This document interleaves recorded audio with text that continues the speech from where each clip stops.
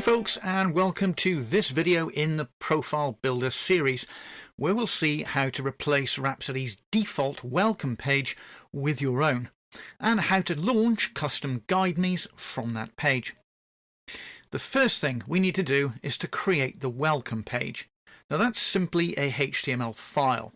You can call it whatever you like, you can put it whatever you want in your profile folder. So here in our Networks profile, I've created a folder called Welcome and a HTML file called welcome.html. Now you can write these by hand, or you can use commercial off-the-shelf programs to create them. I wrote this one by hand. It's very simple. As you can see, it just has a heading and then a link.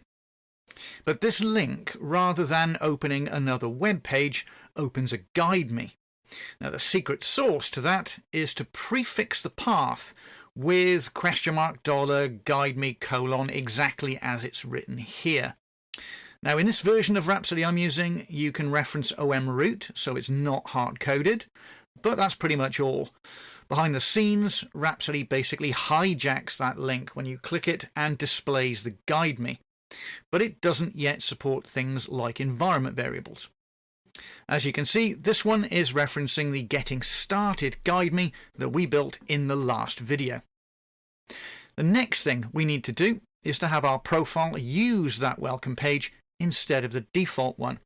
Now that's simply a property, so we can create it manually, or we can import it from the factory property file and override it, just as we did in the second video in this series. So let's do that. I'll add another library.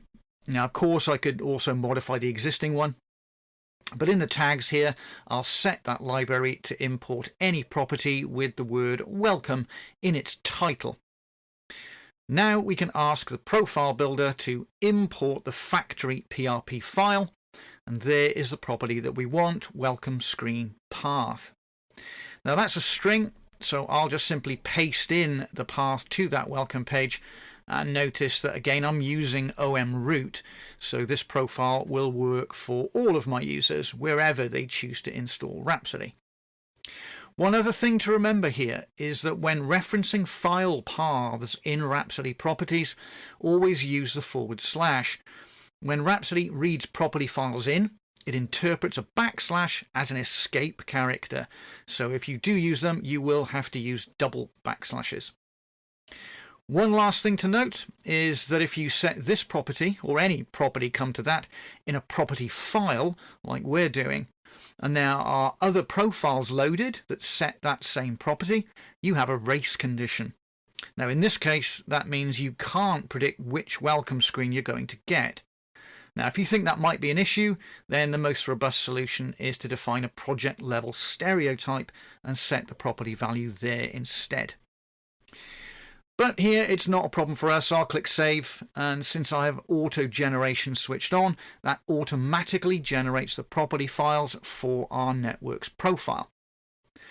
Now I can create a new model and then select networks as the project type, and there in that new project is our new welcome screen with a link we can click to open up that Getting Started guide me.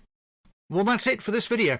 In the next one, we'll take a look at how we can control the Rhapsody UI by defining our own perspectives.